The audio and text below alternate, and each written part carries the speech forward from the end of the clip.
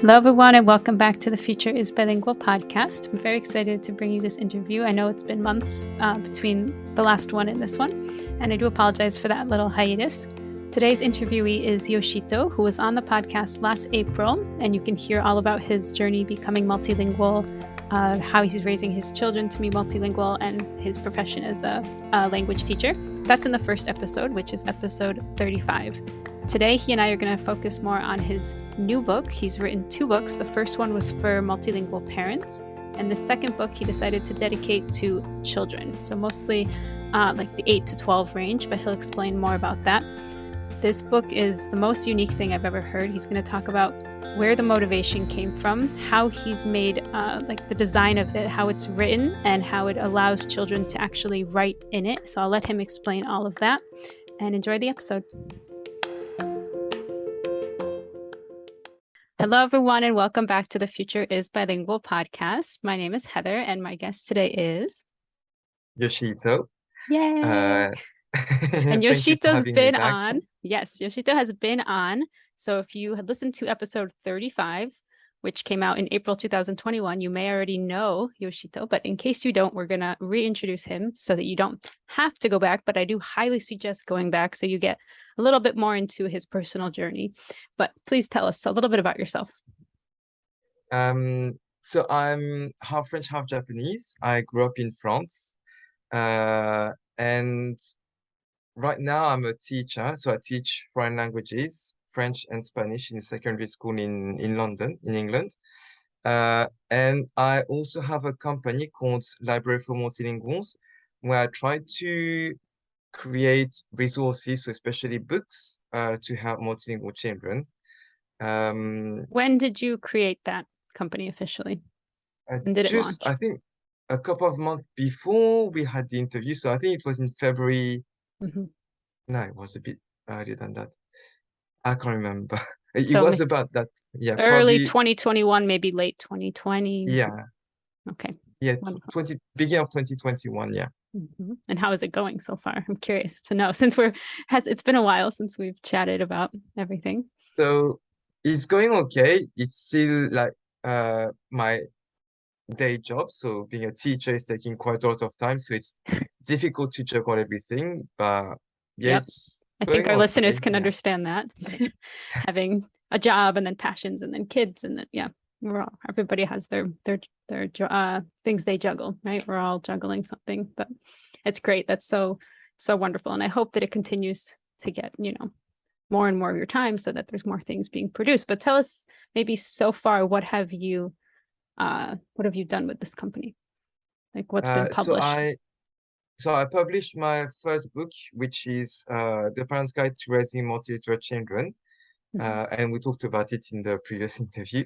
Yeah. I have created resources packs that go with the book in different languages, so that because in the book I explain like in details how we can make reading and writing the home language more fun. Yeah. And there are some material to create, and so I explained how to create it, what to create, etc. But I know that some people don't really want to bother with creating things. They want to have everything ready. Most people, And all people, I think nobody has time or, nobody has the maybe wherewithal to even think of that. So having those materials and those resources already created is wonderful. Even as a teacher, I'm like creating materials for my classes, but I still don't want to take the time necessarily to do extra stuff, right? For your kids. Like, I think it's wonderful. I totally understand. Right? Because as a teacher, that's what I prefer, creating resources. Oh, no, I like creating for my classes because I'm paid for that. Yeah. I don't want to create, I don't want to come home from creating all day and have to create now for my kids. Like, I just want to come home and relax, right? German, Italian. Yeah. Wow, that's awesome. I lost count, but there's a lot. Okay, so hopefully people listening can find maybe their home languages added in there.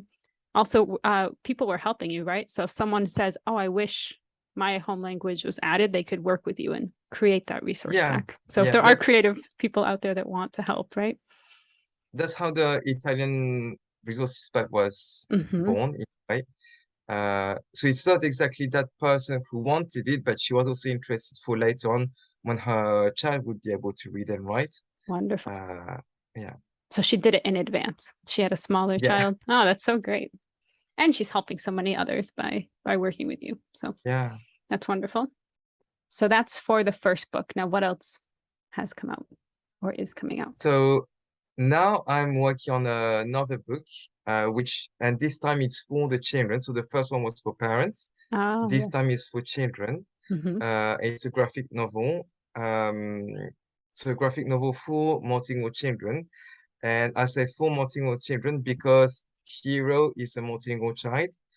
And I also tackle a few myths in the book. So Mm, the main one is the fact that generally people think that if a child is bilingual, they need to speak perfectly both languages. right. And that can put a lot of pressure on the child and the parents as well. No kidding. So Say that again. Yeah, right. It's like the a bilingual hero, child is not perfect in both of their languages.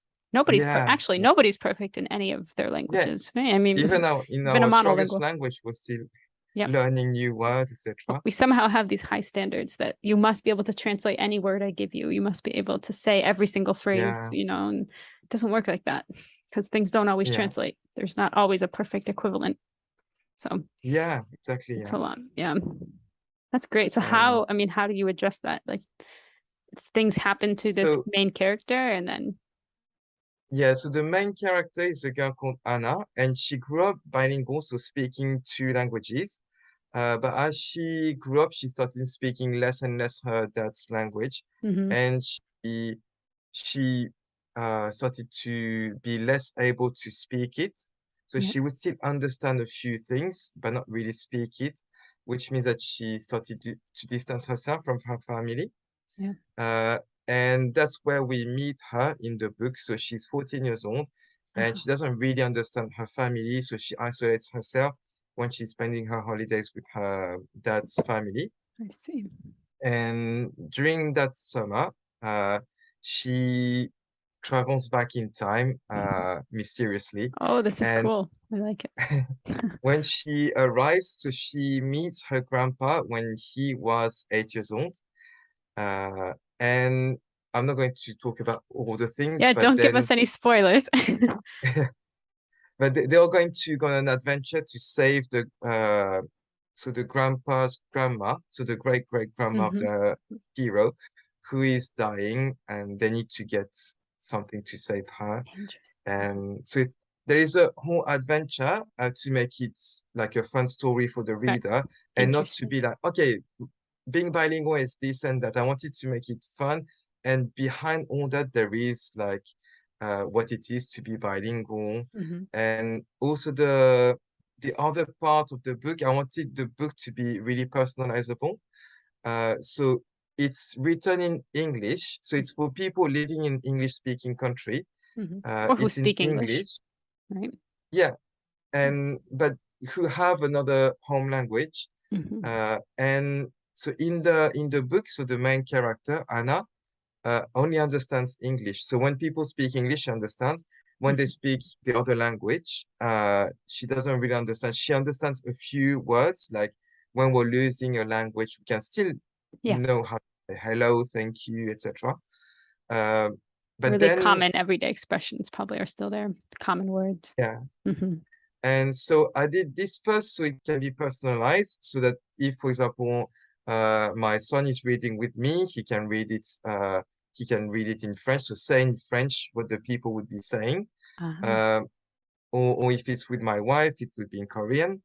But also I wanted the child to be able to write and to give a genuine need to write in the home language. hmm So, and that's because that came because my son is the most difficult child to motivate. And See, this is so, making lemonade out of lemons, though. You were given yeah, a child who was resisting, right? And so you've had to become very creative and you had to become very creative and innovative on how to motivate this child because he's pushing back like children, are prone to do. But look, now from yeah, that struggle, you're able to create something that will help other parents, whether yeah, their child pushes back or not. I have just a technical question. So you're saying the yeah. father's language, but it's like it's not specified in the book so that people No, can people can just choose to say it's this language, it's that Yeah, language based on their yeah, own. Okay. Okay. And even if the book is in English, people could, and maybe English is their home language, they're living in some China or something, they could still just play with it and say, well, how do we say this in this yeah. language? Right. But I get the idea. These Okay. additional versions are going to be added later on. I had quite a lot of demand for Dutch, so I'm going to create a Dutch version as well for people All speaking. in Dutch. Yeah, so instead of English being the main language, it's Right. going to be Dutch, and they would be able to add their home language. So it could be Spanish or Chinese, Right. or Right. so it's going to be the same, but with Dutch So instead of you have being. someone you're working with to create a Dutch Uh, version, or you spoke. not so Have not you learned not Dutch yet. since we? Okay. No, I don't speak Dutch, Okay. but I'm going to be working with someone, and but I'm waiting to see if the. So I'm going to finance this through the Kickstarter campaign. Right. So if it's successful, Ah, it's going to be the next step. that makes sense. So you got to And do the English one first, publish it, be successful with the Kickstarter. Maybe explain what do you yeah, mean? What's a Kickstarter for those who don't so know? Kickstarter campaign is a crowdfunding platform. So it's a way for creators to who have an idea but don't have the finance to see, create something and to explain to a wider audience Hmm. what they want to do, and if they and there are also rewards, so to say thank you for believing in this project, etc. Right. And they can pledge for different rewards they want. And Yep. if we reach the goal, Hmm. they can get the book. Uh, Oh, that's they can wonderful. Hmm. so the book can be created, etc.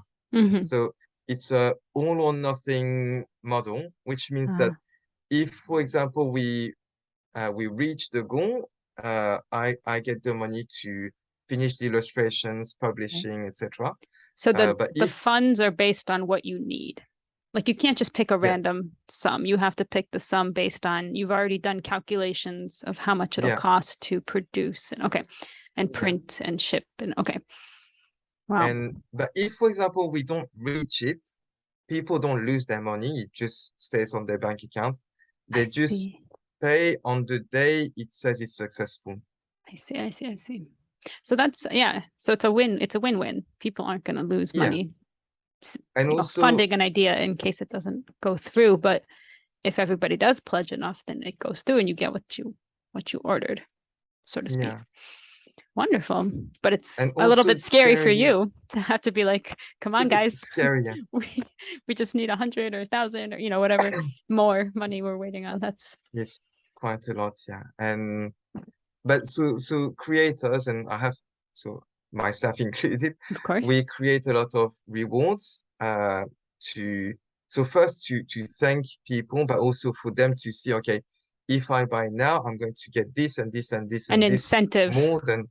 Yeah. Yeah, Incentivize people to do it now. Don't wait. yeah. Hmm. So I That's have great. quite a few rewards planned. Uh, Good. One of them that's going to be for the early birds, so just available for the first 2 days. It's Ooh. going to be a little booklet that explains how to turn the bilingual abilities that our Uh-huh. children have into a superpower. So Ah. we often hear that being bilingual is like a superpower, Hmm. Hmm. but we don't really give them the tools to become superheroes. So this Yeah. booklet is going to be, it's a small booklet of 8 pages, Hmm. but it's going to be giving some activities and ways for children to understand that actually, yeah, they can do amazing things by being bilingual, growing up between two cultures, two Hmm. languages or more. Yeah, and there is this uh, one that might be appealing as well is going to be, so there are only 5 uh, places, but Hmm. it's to be illustrated in the book as part of the a scene of the book. Hmm. Uh, so if, for example, you want to be part of the book, you pledge for it, Oh and my wow. illustrator is going to be using your picture to draw you in Oh the my. in the story. Like as another person, another character who's doing something. Yeah. So it's Wow. going to be like the extras on in a film. So it's Hmm. people in the background, Yep. Yep. etc. Yep. But you'll be That's able so to cool. recognize yourself. Wow, that's a really cool idea. I would not have thought of that even being a possibility. So that's really, really cool. So, just curiosity, like how long between having an idea, and maybe for you could speak to both books, like having an idea to getting a book published, like what's that process like? So it took a lot more time than I anticipated because it's the That doesn't first surprise time I'm working on a graphic novel and I can't draw, so I had to hire an illustrator. me. Right. But first, it started in August 2021. Hmm. So when I was on holidays, so it was just after I was trying to work on some, like trying to get my son to write and by motivating him, etc. Hmm. And I thought, but actually, he likes these wordless books where they're just pictures, Hmm. and so to invent the dialogues of what people were saying. Yeah. And I thought, okay, maybe that could be a good thing to motivate him to write it. I thought it could be a good idea to create a book where he could write the dialogues. Hmm.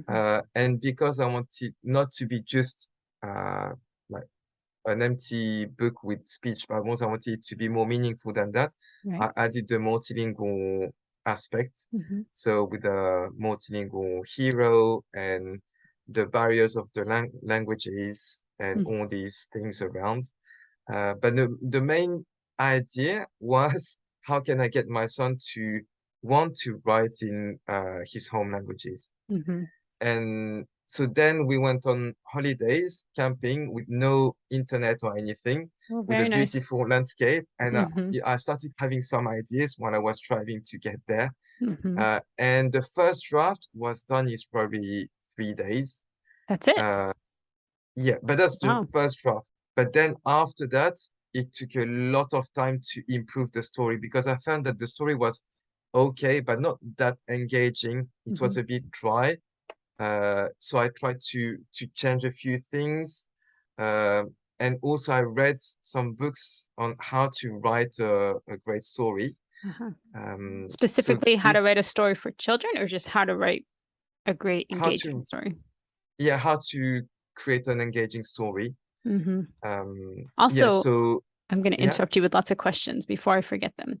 You said the main character, like the principal person, is 14, but what's the age range? Just in case parents are listening and they're Yeah. wondering, like So who is your the aimed at, your audience, your target audience? so the target audience, so I think the story would appeal to children aged 8 to 12.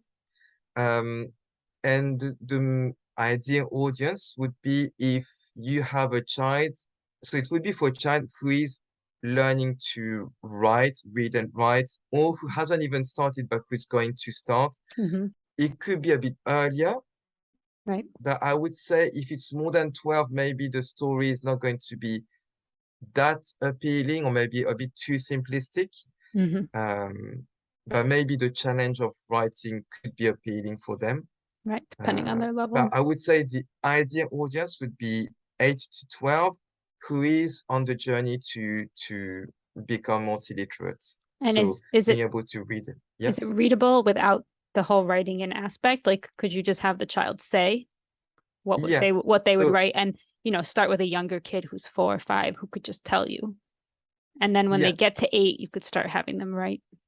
So I think 4, 5 would be a bit early Okay. because uh so as I said, there are speech bubbles that are empty. So when people speak the home language, Hmm. the speech bubble is empty and there are few words around. Like when we listen to a language we don't understand well, we can pick up a few words in the sentence Yep. and using the situation, facial expressions of the people, gestures, etc., we try to make sense of what they're saying. Yep. And I think a child who is 4 or 5 wouldn't be able to do that. They don't have So that knowledge yeah, of that yeah, they skill. would need to be a bit older Hmm. to be able to start doing that. Right. But as I said before, the idea came from the fact that with my son, we're looking at a wordless book, Hmm. and he was inventing the dialogues of what people would be saying. So Hmm. it's in the same way that people would be, or the children would be able to just say. Mm-hmm. what the characters are saying. And if they want to have uh, several goals, so for example, they can just read it at first with their Right. parents. Right. So the parents could be reading one language, the child the other language. And then when they think, okay, that's a good way to say it, or I don't want to forget that uh, this punchline, and then they could write it. Right. So they don't even need to write everything at once. It could Right. be bit by bit. Mm-hmm. As it Uh, goes. yeah, It's great. people can adapt according to what their child is wants to do. Mm-hmm. But also parents who maybe have younger kids like myself, we could buy the book and just, save it for later for them to write in. So Yeah, for the Kickstart, right? Because we want to support the campaign. We don't want because I don't know what age people's children are, if they're older, if they're younger, but still you can get the book and save it, right? Your kids will eventually be at that yeah, age where they're writing sooner than you might realize, right? They suddenly just get interested and they start practicing. And that's where I am. yeah. At And least I my think son that in kindergarten, he's starting. yeah, sometimes it can be a small thing that interests them, and then they get Mm-hmm. into it and they start writing or wanting to read, etc. So yeah, that could be one of the things that can help them on the way. I have a question about why is writing so important? So, and like, why did you choose this format? I know it was, your son didn't, you wanted to motivate your son who was reluctant to be writing, but like, why in general, as a foreign language teacher, as someone who speaks multiple languages, like what is the difference with someone who can write versus, a child who like, why do we want this for our kids? Why do they need it? If most of the day I am just speaking, I rarely write the home language. I maybe make a grocery list, but like why is it important though for kids? Because obviously it is, right? I'm not saying Yeah, it's not. I'm just saying it's not an activity we engage in maybe so yeah, much. yeah. So I'm just playing when devil's we advocate. so for me, it's not just reading. It's not just writing. It's reading and writing. True. Um, because when we can read and write in a language, we are more independent. We can go and get some information Mm. we want, etc. Or they can have more fun. Like for children, I know, for example, I loved comic book and a Hmm. cartoon Manga. called Doraemon. Yeah, Uh-huh. in Japanese. Hmm. Uh, and that's what helped me read, and another one called Detective Conan. Hmm. So these are the things that helped me read. And Right. also with these, I was exposed to different things than my daily life. Very true. So by reading Detective Conan, I learned a lot of words to do with crime, murders, and all I'm these very things glad that, that was not part of your daily life growing up. yeah, But yeah, like adventure, yeah, things that are kind of exciting, right? So yeah. crime, So for it example, is helps more us, and it helps us expand our vocabulary as well. very true. So that's why I think reading is important. The Mm. writing, I think, it settles things because we need to be more detailed. So we learn True. to produce as well. Hmm. Um, and the reason I wanted my book to help children to want to write as well is because reading, we can basically find it's it's easier to find a book that a resource Hmm. that helps them want to read. So we Hmm. just need to find a fun book, etc. Just it's sometimes difficult, but it's easier than finding reasons or opportunities for them to write in a fun way because Yeah. they could want to write sometimes messages to the family, but Hmm. it doesn't last too long, like small messages or Yeah. especially that Although your some book has lots children, of ideas to be creative and make a game out of it, right? yeah, That first book has some, and your Instagram and things. We'll put all of the links into the show notes so you can check out some of the previous thank you. posts. And yeah, but there's lots of I feel like you're very creative when you've thought of different ways and having a non-Latin script. It does add a challenge, right? We're talking about children who Yeah, speak maybe English, right, as the dominant language, and it's an added challenge. We already have the problem of English being a lingua franca, so there's like even more lack yeah, of motivation because they think everybody speaks English. I'm why do I need to learn this other language? And specifically, so I'm just wondering, do you know of any other resources that are targeting writing? Because, like you said, any book that they're going to read, they're going to get that practice. But like, I've never thought about a book where you're asked to write inside of it, right? You're really, it seems very specific. Did you come across in research any other resources And for? not in this format where it's fictional story and Mhm. children are actually involved in creating the story, so creating the dialogues. Yeah. I haven't come across anything like that. Mm. Something that could be similar would be maybe, I guess, so either, no, even that, I don't So it's, yeah, know. that's such a, yeah, it's a unique idea. I just feel like it's wonderful because it's not a homework type resource, like, those French, like Yeah, summer packets where, or those books that are made for like keeping your brain active in the summer. Like, it's yeah, not like it doesn't have that homeworky feel. Like it's a fun, yeah. engaging book. I It's comic really book wanted style. to, yeah, I really wanted to keep it far away from anything that could look like work. Yeah, good. So even when parents, so if people buy it, Mm. I don't want them to sit down at a desk and tell their child, okay, you need to complete this and that. It needs to be more fun. Yeah. So as I said before, they can just read and just say what the people could be saying. Hmm. And if they want to remember, oh yeah, that was a nice punchline, they Yeah. can include it. If there is a child who wants to write more because they are more, they Hmm. want to keep a trace of everything, or they just want to write, that's Yeah. great. Uh, but I wouldn't use it to force a child to write. Good point. Uh, Yeah. so it needs to stay fun. It was Hmm. created with this intent, Yes, that's a and very important note. And I think children of that age, children are so creative. You give them some very small, like you set them on the right path and they will be super creative. They can think of all sorts of things. They say things we would never think of. And I just think it's such a great opportunity for them to use that. Like, it's not all just given. You have to fill in the blanks. You have to think of what that is. And for kids who are growing up with two languages, anyone learning another language, though, especially, we've all felt that way. You understand some words and you're trying to catch the gist, like, what are they talking about? You're watching the body language. And I think that's just really great. I wanted to add as well. So it's not just the speech bubbles that are empty, but all the onomatop I don't know how you pronounce it in Onomatopoeia. English. Onomatopoeia. I think so. Sounds good. I All should the know. onomatopoeia, or Mhm. the sounds basically in the book are not written. They're just there is a little symbol and Oh, with an indication. So when a character who speaks the home language, for example, bangs on a door, it would be written in the home language. oh, So that's so funny. Okay, so the child could write it in the home language. So, yeah, for and example, we say tok tok, tok tok. It's yeah, like the in knocking. French, yeah. Oh no, sorry, And French is first, tok tok. In Polish, it's puk puk. I confuse them. ah, Puk puk. Yeah. and in English So it's knock knock. knock knock. Yeah, tok tok. Okay. So the home language, you So could put the yeah, home language there. That's so and funny. I wanted to leave this blank first because it's very cultural. So in each country, it's a bit different. So Yeah. it can be fun to think, okay, oh, you say, is it tuk tuk or puk puk? Yeah. So Yeah. What would this in person Polish, say? is yes. So I wanted to leave that fun in for parents and children to discuss. Hmm.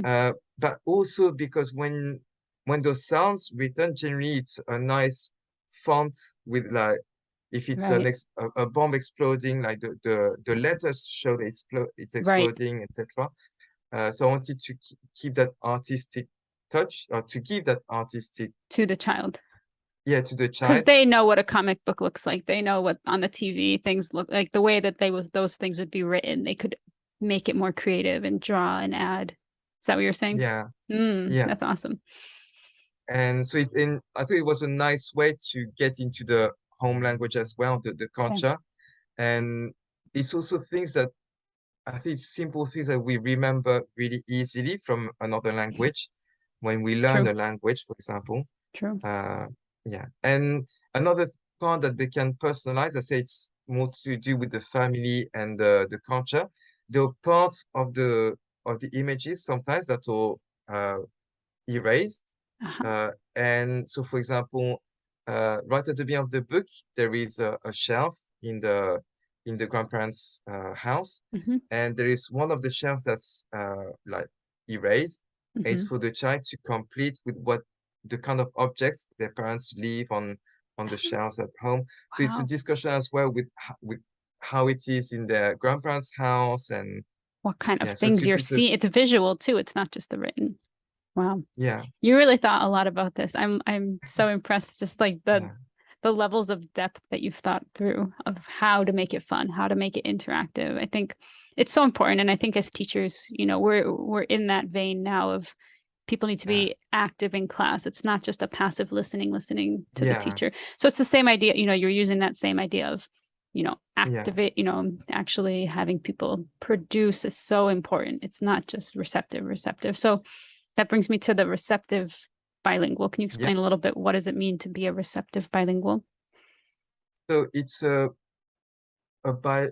child or a person Hmm. who understands a language but is not able to speak it, uh, or can speak a bit but not really well. So they could say a few things like hello, thank you, etc. Yep. But if they need to make a sentence, it wouldn't be, for example, grammatically correct, or they would find it quite hard to say a sentence properly. Hmm. Uh, And of course, there's levels. There's people that can say a few and then they run out, or yeah, people. Yeah, and it's some who, yeah, okay. and And also so writing. Maybe they can write a little, but not a lot. Maybe they can't write at all, depending on yeah, scripts and things. yeah. So is that, I mean, that's one target audience, I would say, for your book, is those kids who might feel like, oh yeah, that's me. I kind of understand, but So that's part of the audience. So it would go from the people who are at that stage, and mm, it would be like an introduction to the home language, because I try to keep the part where people speak in the home language uh, much smaller than the parts right. written in the country's language. So it would be an easy introduction for Hmm. for children who don't really speak it yet. So these children could be just saying things with their parents instead of writing, or maybe the parents could be Right. writing. Um, and and then it could also be children who are fluent Hmm. uh, in the language. And also emotionally, for the children who can't really speak, Hmm. they would see that this girl who is in this book is considered bilingual, even if she doesn't speak really well. But Which also is, the yeah. children who can speak really well and just need to write, Hmm. they would be feeling, even if, for example, they feel, oh, I write so much less in my home language than I can in English, Hmm. uh, they would be able to feel that actually they can write quite a lot. So Yeah.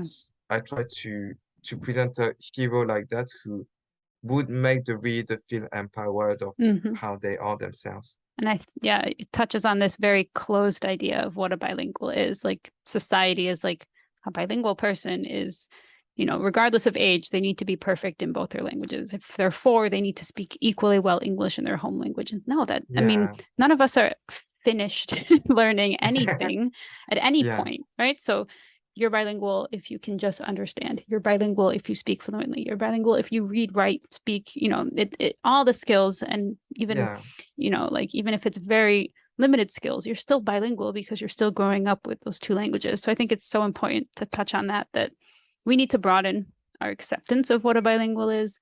Because I've met people that are receptive bilinguals, but they don't consider themselves like, well, I'm not bilingual. I only speak English. And I'm like, well, don't you understand, give whatever given language? Oh yeah, I can be with my family and understand them, but I always speak in English. Like, well, that's still a bilingual yeah, because you're not a monolingual English person who can't even understand the word hello, yeah, right? Like they don't give themselves enough credit. And I think yeah, I just don't even know of any resource that addresses that. I don't want to say issue, but it's like this societal thing that we have, this weird yeah, complex of what a bilingual is and how so many people are receptive bilinguals, and I don't know, they're just kind of like shrug it off or like don't give themselves any credit, think they haven't done enough, think of, lots of heritage speakers, they think they've failed, there's so much shame.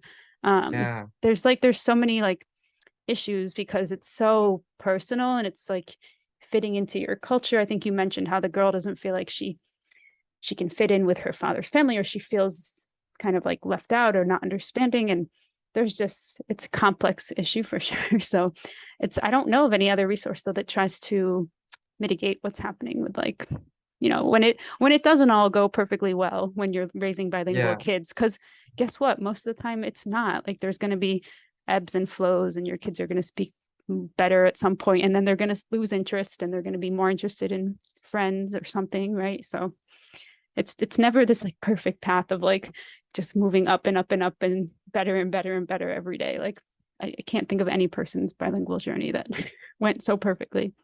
So I think it's really important that we just show that that's normal, right? Because there's this yeah, false idea, especially monolingual people looking at bilinguals, that, oh, you grew up bilingual, you must know everything and have perfect grammar. And yeah. And then oh, you feel ashamed because you think, no, I don't know everything in that language. I you can't say don't this meet the and that. standard, so then you think you Yeah. look bad at yourself because, oh, I don't meet this ridiculous standard that we have placed. And yeah, no, it's And crazy. like you say, it's really up and down, and we shouldn't focus on one of a picture of a person at a given time. Right. Like, for example, my brother, I think is a great example of this because when we were little, so in primary school, Hmm.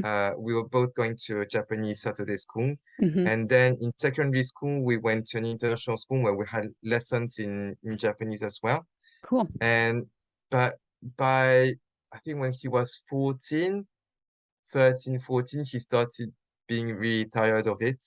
And he didn't see the point of learning Japanese when he was going to be living in France. So he ended up changing school, Oh well. and he went to school, like normal French school with just French people speaking French all the time. Hmm. Uh, and so if we took him at that time, it would be like, okay, he's not, He yeah, failed. Oh, he didn't yeah, want it. Yep.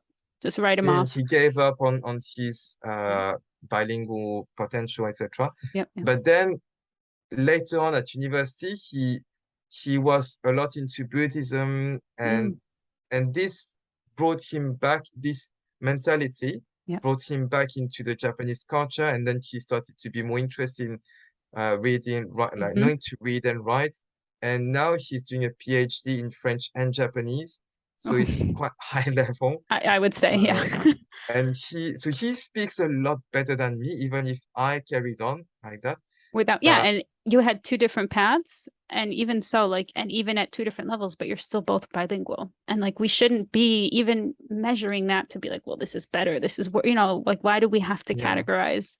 yeah, But everyone is different and have their everyone own. needs different things, right? But like you were saying, just having the knowledge to read and write, it's the power, it's the independence, it's the you can do what you want with it, and I think as parents raising bilingual kids, we just want to give our kids the best opportunity, right? For anything, right? Parents in general, like we just want to set them up well so that they can go and fly and do what they want to do.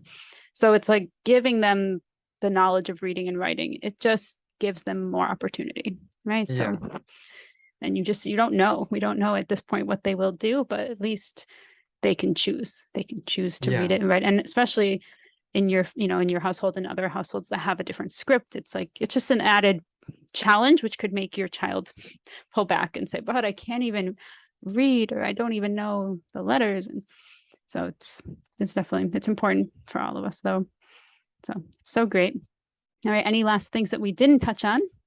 I think I didn't completely answer your question about how long it took and the Ah, process. probably not So because I maybe interrupted you. So go ahead. You can finish and I'll I'll move come it. back on that. So I started in August 2021. I rewrote several times the script. And then, so that was by, I think, December, January. So December 2021, January 2022.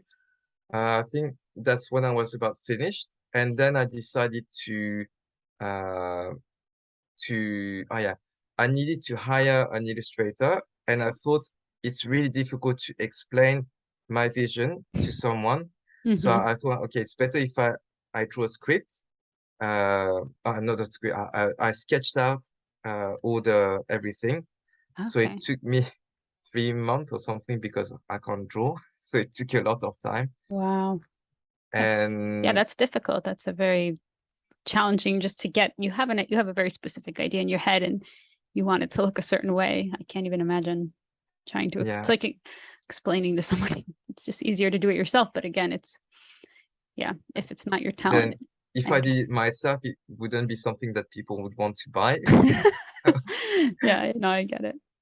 So yeah, and then I hired an illustrator, and yeah, so overall we are at a year and a bit more because we're in September 2022. Hmm. And then the Kickstarter is going to start on the 17th of October. Awesome. So if you want the booklet that explains how to turn the bilingual abilities into a superpower, Hmm. you need to make sure you pledge on the 17th There's or 2 days. 18th of Okay. October. So we will have this out before then, so people can pledge. If Okay, not, I promise to put thank it on you. Instagram so that people can know about it. I'll put it on Instagram either way, but Okay, thank awesome. you. Yeah, of course.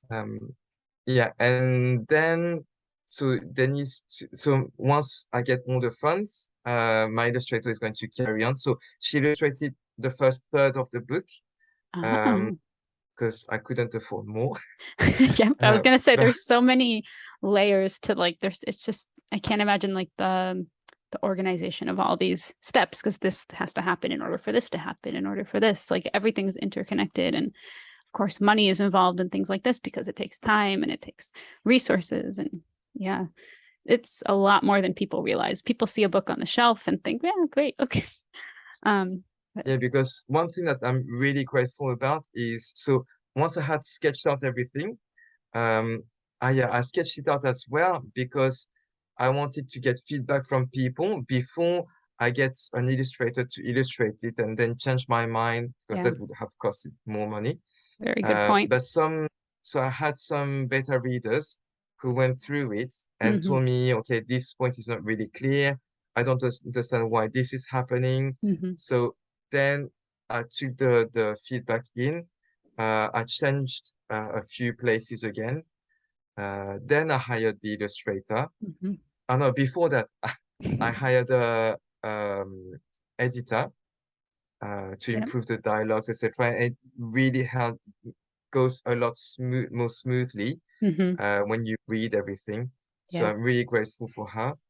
Um, I feel yeah, like you and need to then I present hired, this at a school. Like I feel like young kids need to realize, all of us do, but I think yeah, you could have that audience where you're giving a presentation to young kids about, they think when they're writing a paper, like they're just going to write it the first time and it's going to be good. And like, no, do you realize oh like yeah, all the books you read have taken so many, revisions. yeah, And like, even if you just had like different slides and you kept showing them, like, this is what the book first looked like. And then we revised and we revised and we revised and like months and months later. And yes, we're not going to work months on a paper, but like the mentality that it's not going to come out perfect the first time. That first yeah. draft That's so important. is Yeah, is going to change, and it should change because your ideas are growing and you're going to read through and you need other people to help you read because editing yourself, you read it the way you think. You're like, it sounds good, and then someone else tells you like it's not clear to anyone else but you. So yeah. I think it would be such a like strong message. And That's I don't know, one of the rewards as well I offer to its Mhm. school visits. Oh, awesome, you Uh, already thought of that. Okay, that's very cool. and In school yeah, or virtual? Now we're in this weird time, like, would you oh, actually go in? so it's cutting. Oh no, it's cutting. Okay, we'll say that again. Chérie, tu fais quelque chose? Yeah. Okay, I I cutting. So can't. Yeah, I didn't can't hear hear what you. you said. No, I can't hear you. Tu fais quelque chose? Okay. Can you hear me now? Yeah, I can. Yeah. Okay, I don't know what we were saying. It doesn't So matter. you said it's good that yeah, I had thought about going to go to schools, etc. Yeah. Oh, I said, is it going to be an in-person visit if it's like within a Yeah. close enough distance, or a virtual visit? So if it's in London or just around London, Yeah. I'll be able to drive there. So it's going to be in person. If Nice. it's in other countries, it's going to be virtual, Great. or even further away in England, it's going to be virtual. Hmm. Uh, yeah, But where everyone's but so used to virtual now, that's not an issue.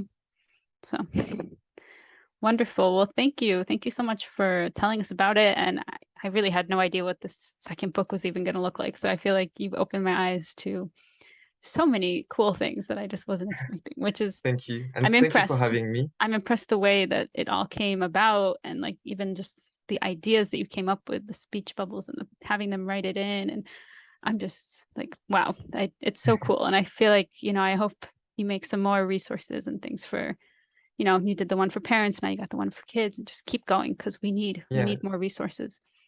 The aim of my company, so I called it the Library for Multilinguals because the aim is to create a library for multilinguals. So to Exactly. create loads of books. Oh, sorry, just Céline, on t'entend là. Sorry, just Pas de really souci, focus. pas de souci. Yeah, so the reason I called my company the Library for Multilinguals is because the aim is to create a library for multilinguals. So to have loads of books that multilingual children would be able to read, Mm-hmm. uh, and to help them develop proudly as multilingual people. Mm. That's the aim. So Yeah, I have my first book for children. it's So awesome. I even think in this digital age, I don't know if this is possible, but it would be cool to have your book on some sort of platform where people could put in what the person's saying and we could see a bunch of different responses. And like even if someone's writing the same language, they would see how multiple people interpreted what the person's saying in different languages. Like if a bunch of yeah, Spanish speakers, somebody says he said this and somebody else said, well, I thought he said this. Some sort of, I'm just picturing like a online platform, like a website, and maybe toggle by language so that if it gets overwhelming, it's not just all the languages that would be overwhelming, but like on those pages to kind of, kids could type it because kids that are, would be nice. Yeah. it's just an idea, but I don't know if it's possible. But just, books are great. Handwriting is super important. I think writing things by hand, but like maybe down the road, if there's some sort of a virtual, um, and then, Because by yes, language, people could click, what somebody else say? And that's giving them more reading practice because the kid could say their name and their age, like, Mateo, 9 years old from Cuba or whatever, he's living in the United States, said that the person said this or something. I don't know. because yeah, I thought about something like that, but not online. Mm. I thought it would be really cool to get some pictures from people Oh, yeah. who are reading the book and have written the speech bubbles, and then to post with the same page, like Of, yeah, different next to each people's. other, so like That would be people nice can because see you the get the difference. handwriting. Yeah, Yeah, that would be nice too. They're both good ideas, but I just think with the digital age, yeah, that would be typing, nice. it's an idea. I keep that in mind. Yeah, Thank for you. sure.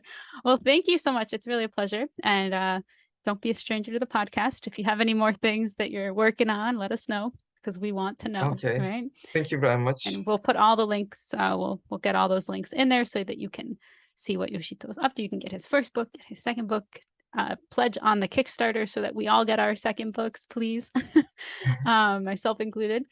And yeah, follow him on all the different social medias. What do you have in case I'm forgetting So something? so the main one is Instagram where I share a bit about our family as well. So what we do with our children. So recently I was in Korea. So there Mm, were loads of things that I talked about what we were doing, how they were living the experience, etc. So it's not just about reading and writing, it's more about them growing up as multilingual children. yes. And then I have a YouTube channel that I slowed down. I need to pick up again. But Welcome this to the channel club. is, Me too with the podcast. yeah, it's difficult when we have different things on the A side. lot of hats. Yeah, we're doing a lot of things. And so on this YouTube channel called Library for Multilinguals, it's mainly about reading and writing, how to make it interesting for our children. Mm, So it's like if I took bits from my book and I've detailed it. So mm. like if I went with a, how do you say? Loop, uh, Nope. magnifying glass. Ah, that's If what that is. I'm like, I don't even know that word. I, if I went with a magnifying glass on a detail in the book and I expanded it, Oh, nice. And um, visual, make it visual and make it, yeah. yeah. And I have a blog that goes with it, so it's the same content, but some people prefer reading, some people prefer video. Mm, So each episode has the blog as well. Great. And then I have another YouTube channel that I have with Annalisa Miranda and Ute Limacher-Rebold. And it's called Activities for Multilingual Families.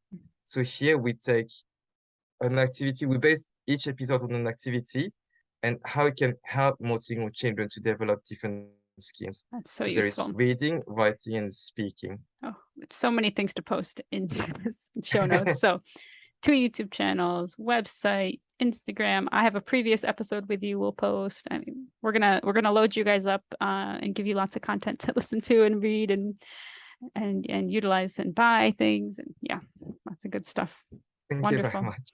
It is my pleasure. Always a pleasure to chat with you, but especially for the podcast, because then I can share it with everybody who's listening. So thank you guys for listening and being with us. And yeah, we wish you the best with the Kickstarter. We'll be there supporting you. Thank you. We hope to get that book out. Yeah. Wonderful. All right. Well, thank you. Take care. Bye. Bye. All right. We'll just cut it. Can I stop the recording? I don't even know.